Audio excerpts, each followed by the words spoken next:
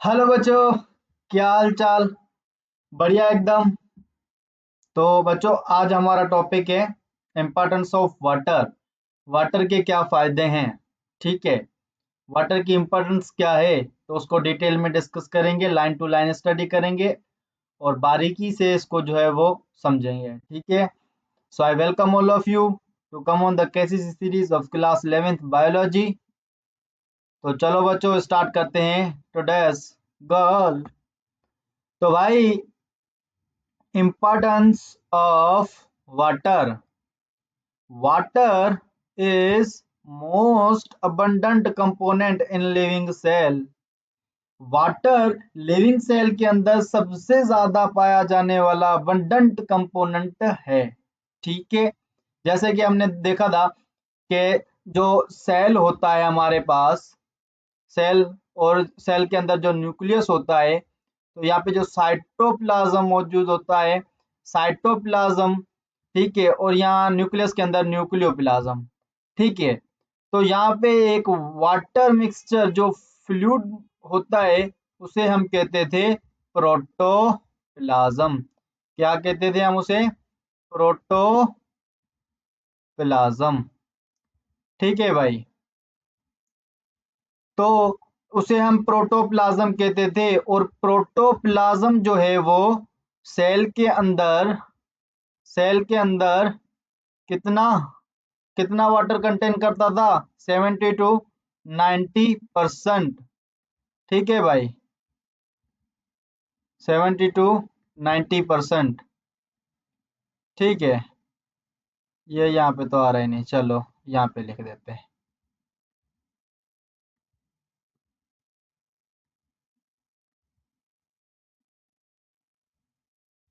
ठीक है भाई। सर आपको तो लिखना ही नहीं आता। हाँ भाई, मैं हाथ से थोड़ी लिख रहा हूँ। ठीक है। तो ये आपको समझ में आया कि जो सेल था, सेल के अंदर जो प्रोटोप्लाज्म मौजूद होता है, तो प्रोटोप्लाज्म वाटर कम भी वाटर का मिक्सचर होता है। उसके अंदर वाटर कितना होता है? 70 to 90%। यानी सेल के अंदर, लिविंग सेल के अंदर सबसे ज्यादा पाया जाने वाला अबंडेंट कंपोनेंट वाटर है। और वाटर जो है वो at amount very approximately from 70 to 90%। 70 से 90% वाटर मौजूद होता है सेल के अंदर। ठीक है। It is the medium of life. इसे मीडियम ऑफ लाइफ कहते हैं। क्यों कह रहे हैं इसे मीडियम ऑफ लाइफ? इसीलिए क्योंकि ए वाटर जो है वो रिएक्शन करता है। वाटर जो है वो एक यूनिवर्सल सॉल्वेंट है। तो इसीलिए वाटर के अंदर जो है वो चीजें डिसॉल्व हो जाती है। तो वो जो है वो रिएक्शन कराने में भी हेल्प करता है। वाटर के अंदर रिएक्शन होते हैं और वाटर खुद भी जाकर जो है वो रिएक्शन करवाता है। कैसे, वो हम देखेंगे आगे। तो आगे स्टडी करते हैं। Almost all reactions of cell occur in the presence of water. यानी वाटर की मौजूदगी में ही तकरीबन जो वो सेल के रिएक्शन होते हैं। It also take part in many biochemical reaction. ठीक है। तो बहुत सारे बायोकेमिकल रिएक्शन में भी वाटर जो है वो हिस्सा लेता है। जैसे कि हाइड्रोलाइसिस हो गया। तो हाइड्रोलाइसिस क्या है? हाइड्रोलाइसिस के अंदर क्या है? वाटर आकर के जो है वो रिएक्शन करवा रहा है। ठीक है।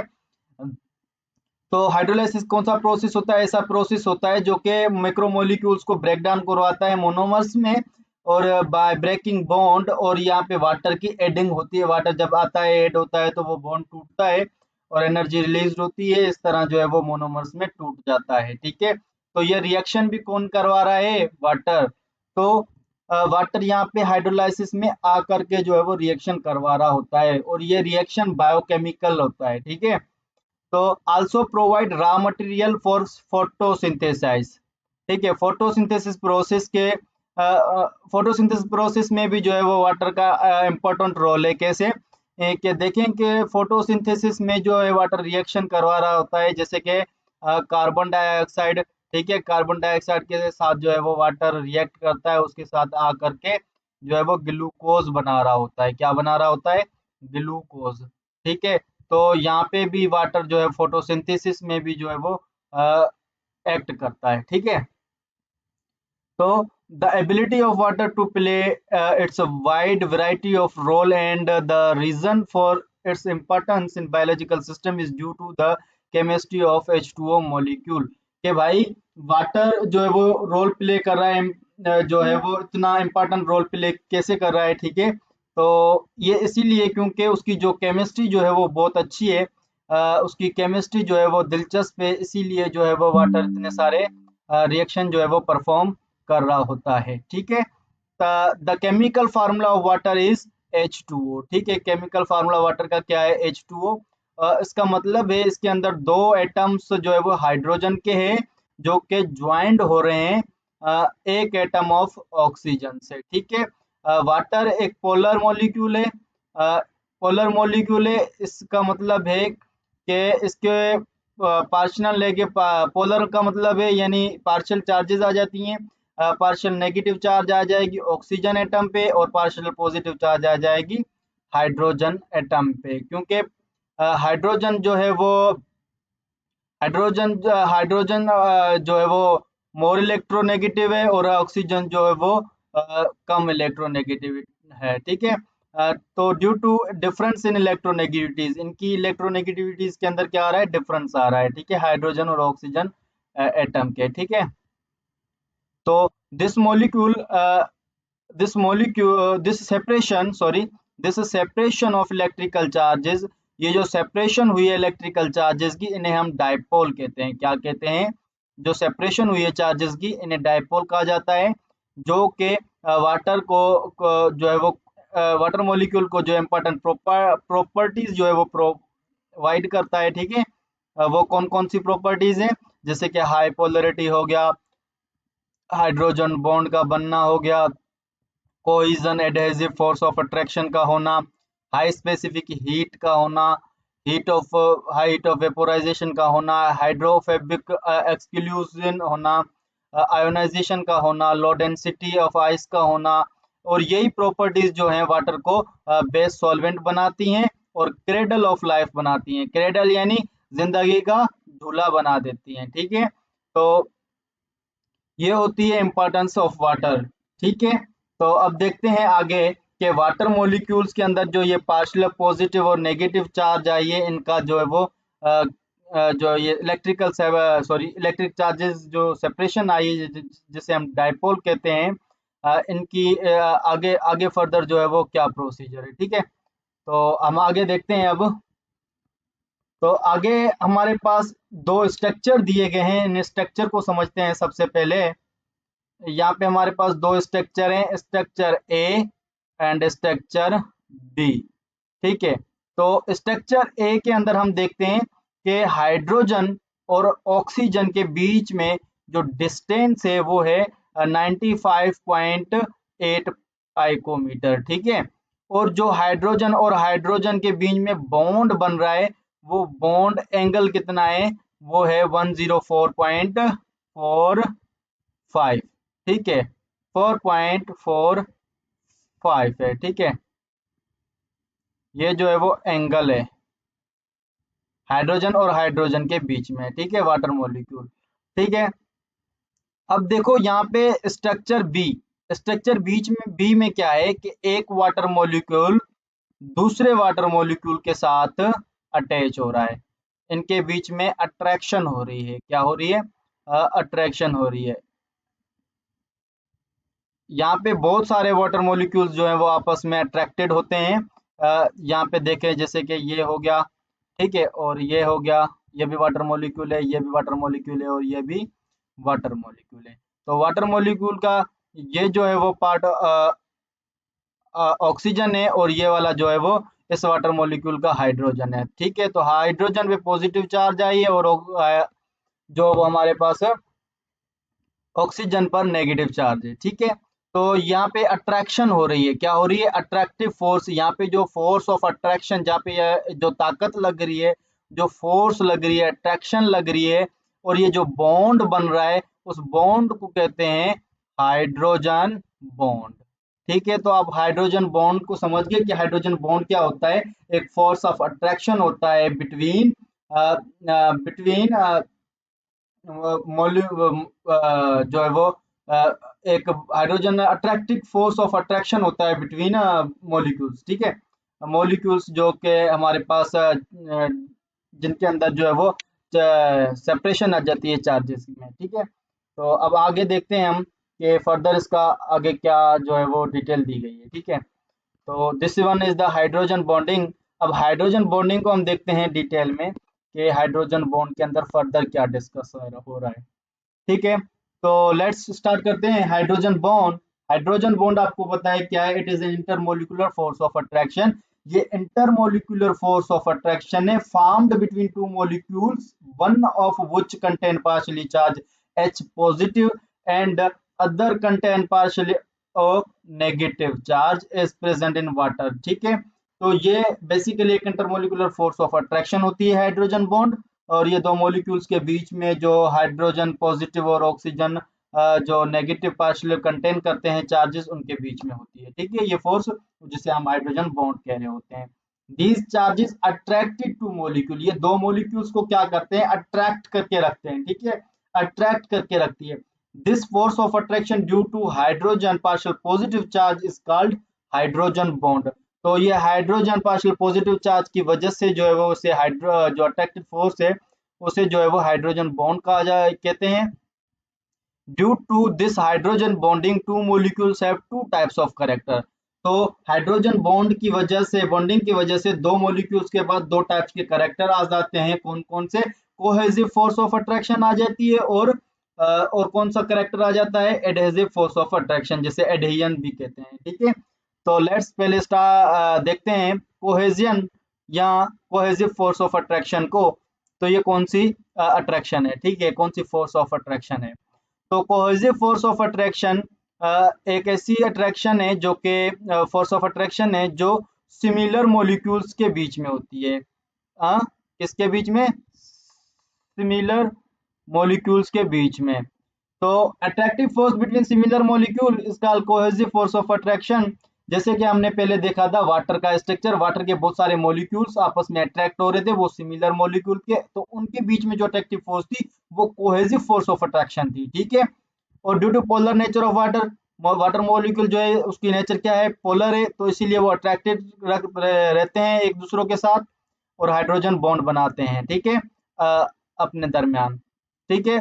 Them to form a long chain, इस तरह जो है वो लॉन्ग चेन बन जाती है वाटर मॉलिक्यूल की, जो कि वेसल्स के अंदर जो है मूव करती है, ठीक है, फ्लो करती है एज ट्रांसपोर्टिंग फ्लड, सॉरी यहाँ पे क्या लिखा हुआ है, which help in flowing freely, जो कि मदद करती है उसे आसानी से फ्लो करने में।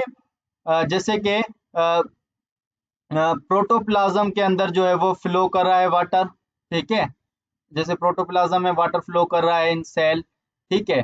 तो जैसे ब्लड के अंदर जो है वाटर मौजूद होते हैं, आसानी से ब्लड हमारी बॉडी के अंदर जो है वो फ्लो कर रहा होता है ब्लड वेसल्स के अंदर, ठीक है। तो as a transporting fluid in conductive tissue of plant, तो प्लांट के अंदर भी जो है वो वाटर जैसे वो रूट से जो है वो न्यूट्रिएंट्स मिनरल्स जो है वो लेके जा रहा होता है ऊपर, ठीक है।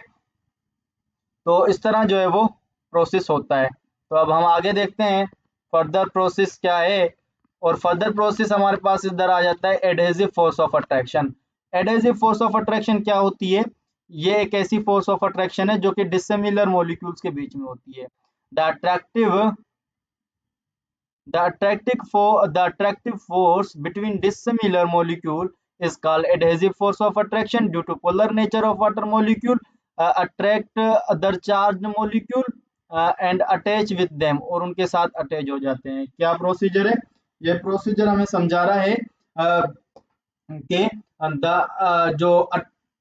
ये जो है वो डिसिमिलर मॉलिक्यूल, जैसे कि हमारे पास H2O पहले H2O मॉलिक्यूल यानी सिमिलर मॉलिक्यूल से, तो एडहेसिव फोर्स जो है वो सिमिलर मॉलिक्यूल को डिफाइन नहीं कर रही होती, ये डिसिमिलर मॉलिक्यूल यानी दूसरा जो मॉलिक्यूल है वो वाटर ही ना हो, दूसरा हो, तो वो उस मॉलिक्यूल के साथ जो है वो जो फोर्स ऑफ अट्रैक्शन होती है वो एडहेसिव फोर्स ऑफ अट्रैक्शन होती है, ठीक है। तो पोलर नेचर होने के कारण से वाटर मॉलिक्यूल जो है वो अट्रैक्टेड रहता है दूसरे मॉलिक्यूल, जो डिफरेंट मॉलिक्यूल है उसके साथ, ठीक है, अट्रैक्टेड होता है, अटैच हो जाता है उसके साथ, और जो है वो यही चीज जो है वो वाटर को होल्ड करके रखती है, वाटर मॉलिक्यूल को जो है वो होल्ड करके रखती है वेसल्स में, और बचा के रखती है बैकवर्ड फ्लो से। ठीक है, तो फ्रीली ये जो है वाटर मूव कर रहा होता है वेसल्स में। ठीक है, जैसे कि यहाँ पे आप देखें कोहेजन और एडहेजन जो ये फोर्स थी, ये टेंशन क्रिएट करती हैं जाइलम में। ठीक है, कहाँ पे, जाइलम में जो है वो टेंशन क्रिएट कर दी है ताकि जो है वो आसानी से वाटर जो है वो अपवर्ड डायरेक्शन में फ्लो कर पाए। ठीक है, move water upward upward direction में फ्लो करता है। तो अब जहाँ जैसे कि यहाँ पे देखें, तो ये जो यहाँ पे सिमिलर मॉलिक्यूल्स के बीच में जो कोहेसिव फोर्स ऑफ अट्रैक्शन थी, इसी तरह यहाँ पे देखें ब्लड वेसल के अंदर जो है वो डिसिमिलर मॉलिक्यूल के साथ जो है वो फोर्स ऑफ अट्रैक्शन है जिसे एडेजन फोर्स ऑफ अट्रैक्शन कहते हैं। और इसी इन फोर्स ऑफ अट्रैक्शन के कारण से जो है वाटर जो है वो फ्रीली मूव कर रहा है यहाँ पे। और जो है यहाँ पे जो ब्लड वेसल्स के अंदर भी जो है वो वाटर मूव कर रहा होता है, और blood vessels sorry in vessel से जो है वो बैकवर्ड वाटर जो है वो फ्लो नहीं होता। तो ये जो फोर्सेस हैं इन्हें बचा के रखती हैं और बैकवर्ड फ्लो नहीं होने देती। तो ठीक है, तो ये टॉपिक यहाँ पे खत्म हुआ। अब देखते हैं नेक्स्ट टॉपिक। तो जो प्रॉपर्टीज थी, तो एक प्रॉपर्टीज हमने पढ़ी है हाइड्रोजन बॉन्डिंग वाली। अब हम देखते हैं दूसरी प्रॉपर्टीज। तो दूसरी प्रॉपर्टी हमारे पास है high specific heat. High specific heat, तो हाई स्पेसिफिक हीट बेसिकली क्या है? तो सबसे पहले इसको आप समझना है तो आपको स्पेसिफिक हीट को समझ लें पहले। स्पेसिफिक हीट कहते हैं किसे हैं? तो specific heat of substance is the amount of heat energy required to rise the temperature of 1 gram of that substance by 1 Celsius, example 15 Celsius to 16 Celsius। कह रहा है कि कोई भी सबस्टेंस हो, कोई भी सबस्टेंस हो, उसका 1 ग्राम लो, किसी भी सबस्टेंस का 1 ग्राम के लिए उसका टेम्परेचर आपको बढ़ाना है 1 सेल्सियस तक, और जो भी अमाउंट ऑफ हीट रिक्वायर्ड होगी उसे कहेंगे स्पेसिफिक हीट। यानी अमाउंट ऑफ हीट रिक्वायर्ड, वो अमाउंट हीट की रिक्वायर्ड जो कि टेम्परेचर राइज करे 1 सेल्सियस तक किसी भी सबस्टेंस का 1 ग्राम। ठीक है, तो उसे हम कहते हैं स्पेसिफिक हीट। ठीक है, तो आगे देखते हैं the specific heat of water is high. तो वाटर की स्पेसिफिक हीट जो है वो हाई है due to its polar nature, polar nature है इसी कारण से, and hydrogen bonding between their molecule, molecules के बीच में हाइड्रोजन बॉन्डिंग है और पोलर नेचर होने के कारण से वाटर की स्पेसिफिक हीट हाई। ठीक है, it means water required high amount of heat. इसका मतलब ये है कि वाटर को ज्यादा जो है वो अमाउंट हीट की चाहिए to make change in its temperature और वार्म अप, उसके टेम्परेचर को, उसके टेम्परेचर में चेंज आने में या उसको गर्म होने में, वार्म अप होने में जो है वो अमाउंट ऑफ हीट ज्यादा चाहिए। ठीक है, it work as a temperature stabiliser for organism and hence protect protoplasm against sudden thermal changes.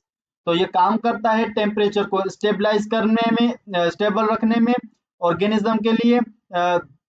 ठीक है, और प्रोटेक्ट करता है प्रोटोप्लाज्म को अगेंस्ट सडन थर्मल चेंजेस, यानी जो प्रोटोप्लाज्म है उसे भी प्रोटेक्ट करता है ताकि उसके अंदर कोई टेम्परेचर चेंजेस ना आ जाए। ठीक है, तो अब देखते हैं नेक्स्ट। नेक्स्ट प्रॉपर्टी है हमारे पास high heat of vaporisation. High heat of vaporisation किसे कहते हैं? The amount of heat required to change liquid state of water to vapour state is called heat of vaporisation.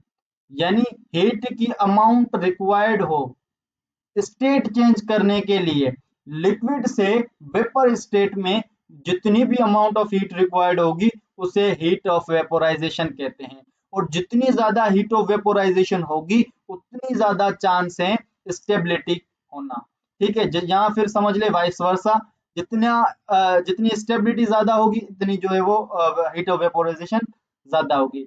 Greater the heat of vaporisation higher will be the chance of stability in state और vice versa. ठीक है, तो water has a very height of vaporisation, water के पास जो है वो height of vaporisation ज्यादा है। कितनी है? 574 kilo calorie per kilogram. Therefore water required to observe high heat to change its state from liquid to vapour. तो इसीलिए वाटर को जो है ज्यादा जो है वो अमाउंट ऑफ हीट चाहिए होगी अपनी स्टेट जो है वो लिक्विड से वेपर में चेंज होने के लिए, ठीक है। It gives stability to water, तो ये वाटर को स्टेबिलिटी प्रोवाइड कर रहा है मॉलिक्यूल को, and it's state in the cell, ठीक है। It plays important role in thermoregulation, ये एक इम्पॉर्टेंट रोल प्ले करता है थर्मोरेगुलेशन। थर्मोरेगुलेशन क्या है? ये ऐसा प्रोसेस है जिसमें टेम्परेचर जो है वो कंट्रोल होता है, ठीक है। It also provide cooling effect when evaporate during transpiration and perspiration. तो ये जो है वो जब पर्सपायरेशन और ट्रांसपायरेशन होती है, पर्सपायरेशन बेसिकली कहते हैं पसीने को, जब हमें गर्मी होती है हमारी बॉडी से जो पसीना निकलता है उसे कहते हैं पर्सपायरेशन। और ट्रांसपायरेशन होती है प्लांट्स के अंदर, ठीक है। तो प्लांट्स के लीफ में जो है वो ट्रांसपायरेशन होते हैं। तो बेसिकली ट्रांसपायरेशन में क्या होता है? लॉस ऑफ वाटर होता है, ठीक है। क्या होता है? वाटर लॉस होता है, एवापोरेट होता है, ठीक है। तो इस दौरान जब वो एवापोरेशन होती है या पसीना निकल हो रहा था तभी भी हमें जो है वाटर वो कूलिंग इफेक्ट दे रहा होता है, ठीक है। तो ये इसीलिए दे रहा होता है क्योंकि जो है वो वाटर को जो है वो स्टेट चेंज होने में अमाउंट ऑफ हीट बहुत ज्यादा रिक्वायरमेंट होती है, ठीक है। यहाँ पे ये स्ट्रक्चर दे रहे हैं वेपोराइजेशन का, पर ये स्ट्रक्चर जो है वेपोराइजेशन का है नहीं, ठीक है। ये स्ट्रक्चर वेपोराइजेशन का नहीं है, ठीक है। इन्होंने यहाँ पे मिस्टेक की है, तो ये वेपोराइजेशन का स्ट्रक्चर नहीं है। ये स्ट्रक्चर किसका है? ये स्ट्रक्चर है हमारे पास हाइड्रोफोबिक एक्सक्लूजन का, ठीक है। अब देखते हैं वो कैसे। तो पहले इसको आगे देखते हैं, हाइड्रोफोबिक को स्टडी करते हैं, फिर इस स्ट्रक्चर को समझते हैं। तो ये बेसिकली स्ट्रक्चर जो है वो किसका है? हाइड्रोफोबिक एक्सक्लूजन का, ठीक है। तो हाइड्रोफोबिक एक्सक्लूजन को देखते हैं। हाइड्रोफोबिक का एक्सक्लूज होना यानी हाइड्रोफोबिक का निकल जाना। It is the tendency of water to coalescent oil drop into large droplet, यानी वाटर के पास टेंडेंसी है, एबिलिटी है, ताकत है कि वो ऑयल ड्रॉप्स को लार्ज ड्रॉपलेट में कन्वर्ट कर देते हैं।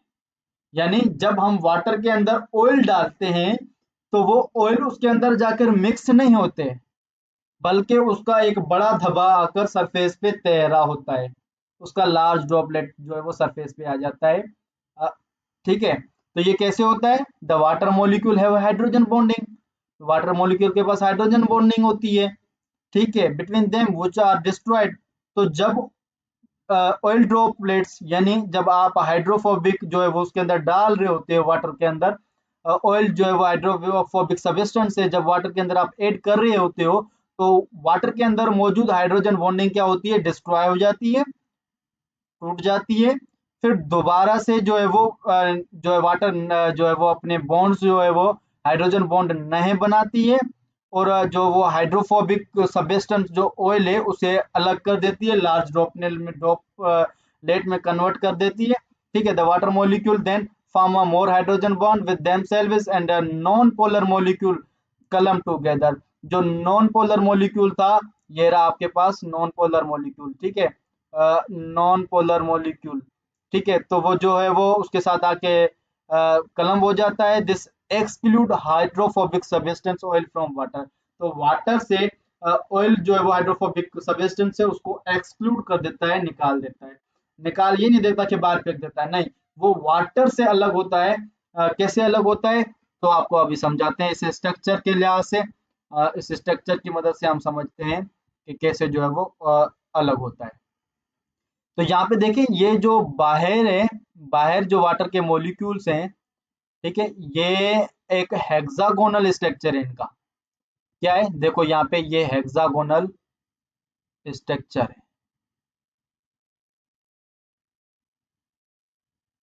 तो बेसिकली ये जो हेक्सागोनल स्ट्रक्चर जो पैटर्न बन रहा है ये पहले नहीं था वाटर के अंदर, पहले इन्हें नहीं था। पहले यहाँ पे अंदर अंदर देखो, गौर से देखो, यहाँ पे वाटर मॉलिक्यूल जो ये रहे इस तरह, ये जो वाटर मॉलिक्यूल्स थे वो उनमें इतना जो डिस्टेंस नहीं था, ठीक है।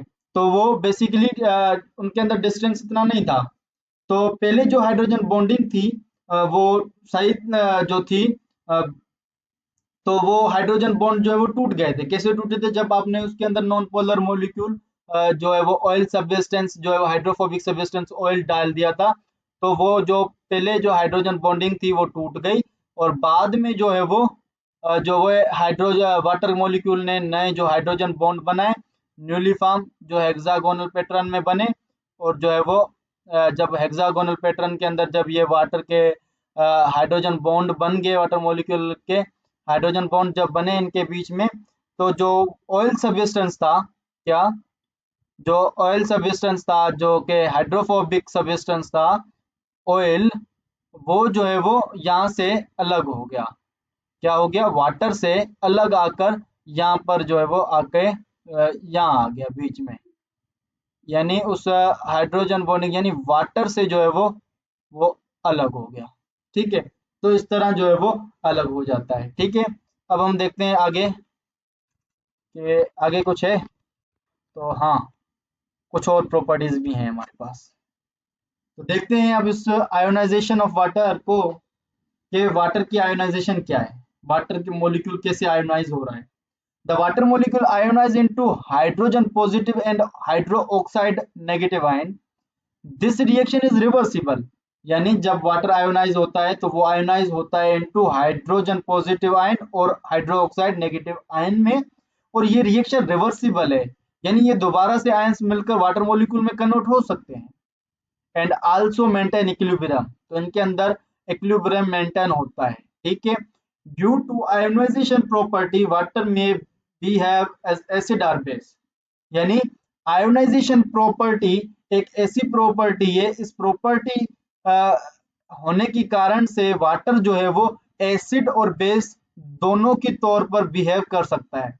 यानी जब हाइड्रोजन पॉजिटिव आयन होगा तो वो एसिड के तौर पर बिहेव करेगा, हाइड्रो ऑक्साइड नेगेटिव आयन होगा तो वो बेस की तौर पर बिहेव करेगा, यानी ये दोनों की तौर पर बिहेव कर सकता है वाटर।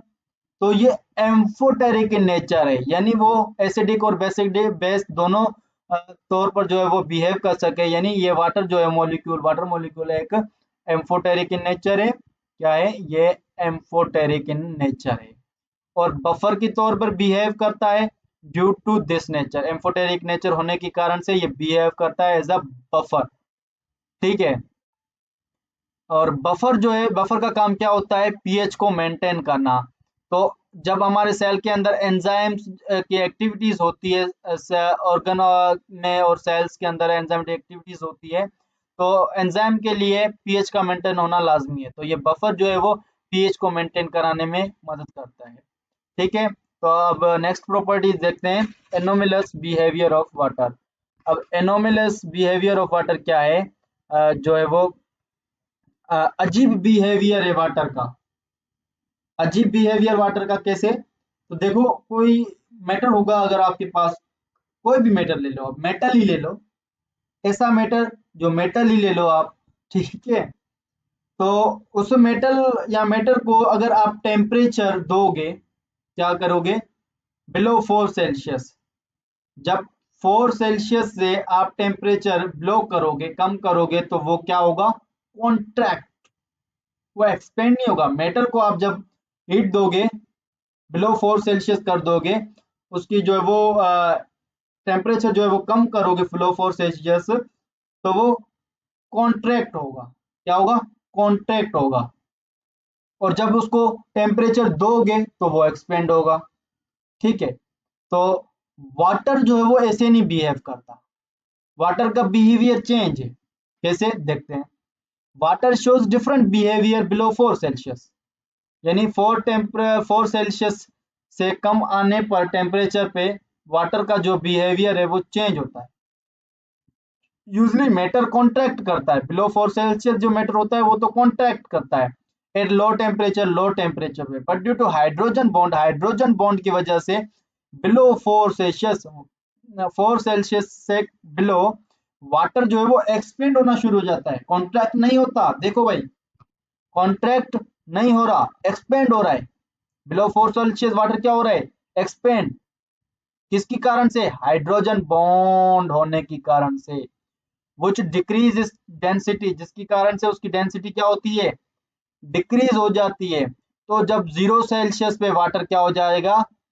वाटर जो है वो मैक्सिममली एक्सपेंड हो जाएगा और आइस कंडीशन में आ जाएगा। जब आइस कंडीशन में आ जाएगा तो उसकी डेंसिटी क्या हो जाएगी? जीरो, डेंसिटी लेस हो जाएगी, लो हो जाएगी डेंसिटी वाटर की आइस में, और वो लाइटर हो जाएगा, हल्का हो जाएगा, वाटर से हल्का हो जाएगा। ठीक है, come above the surface of high density water, तो पानी की जो जो लिक्विड वाटर है उसकी डेंसिटी ज्यादा होती है, वाटर इसका आइस, आइस वाटर जो है वो लाइटर होता है, और जो वाटर लिक्विड होता है वो हायर होता है। ठीक है, तो इट मेक यही चीज जो है वो it makes the life possible under frozen water. तो इसी इसी इसी के लिए लाइफ के अंदर एक ये चीज पॉसिबल हो जाती है कि वो जो पानी होता है, वाटर होता है, वाटर लिक्विड वाला, आपने कहीं देखा होगा ऐसे इलाकों में जहाँ पे जो वाटर जो है वो नीचे होता है सरफेस, और अबव जो है वो आइस कंडीशन में वाटर मौजूद होता है। ठीक है, तो जो आइस के नीचे जो वाटर होता है लिक्विड स्टेट में वो गर्म होता है, जिसके कारण से वो क्या हो जाता है, वो हमारी लाइफ के लिए पॉसिबल हो जाता है, वो हम जो है वो उसको यूज कर लेते हैं आसानी से। ठीक है भाई, और जो अबव द सरफेस क्या, आइस, जिसकी डेंसिटी बहुत ही कम होती है इसीलिए वो लाइटर होता है, और वो अबव द सरफेस जो है वो तैर रहा होता है। ठीक है, अब यहाँ पे देखते हैं कि इनके जो दो स्ट्रक्चर हैं, एक स्ट्रक्चर ये रहा हमारे पास, दूसरा स्ट्रक्चर है ये वाला। एक स्ट्रक्चर में हमारे पास क्या है, तो बेसिकली क्या है, यहाँ पे देखें, यहाँ पे दो स्ट्रक्चर हैं। ठीक है, तो स्ट्रक्चर जो यहाँ पे हैं वो, एक स्ट्रक्चर हमारे पास ये है दिस वन। ठीक है, तो इस स्ट्रक्चर में जो वाटर मॉलिक्यूल्स हैं वो कॉन्ट्रैक्ट फॉर्म में जो है वो जुड़े हुए हैं, अट्रैक्ट हुए हैं। ठीक है, पर यहाँ पे देखें इस स्ट्रक्चर में जो है वो वाटर मॉलिक्यूल जो है वो उन्होंने एक्सपेंड फॉर्म में थोड़े डिस्टेंस में जो है वो हेक्सागोनल पेट्रल के अंदर जो है वो हाइड्रोजन बॉन्ड बना के अट्रैक्ट हुए हैं। ठीक है, तो बेसिकली ये होता है लिक्विड स्टेट में, और ये होता है आइस कंडीशन में। ठीक है, हैं दोनों ही वाटर मॉलिक्यूल, दोनों मॉलिक्यूल्स के बीच में क्या बन रहा है, हाइड्रोजन बॉन्ड जो है वो फॉर्मेशन हो रही है, हाइड्रोजन बॉन्ड बन रहे हैं। ठीक है, तो इसमें जो है वो हाइड्रोजन वाटर के अंदर जो है वो हाइड्रोजन जो है वो बनते हैं, और हाइड्रोजन फॉर्म जो है वो टूटते हैं जब कोई हाइड्रोफोबिक सब्सटेंस इसके अंदर आ जाता है, तो हाइड्रोजन टूट कर दोबारा से वही जो है वो रिफॉर्म होते हैं, बनते हैं। ठीक है, तो ओके भाई, आज का लेक्चर यहीं पे वाइंड अप करते हैं, मिलेंगे एक नए नेक्स्ट वीडियो लेक्चर में, and I hope that you understand. So okay, bye then.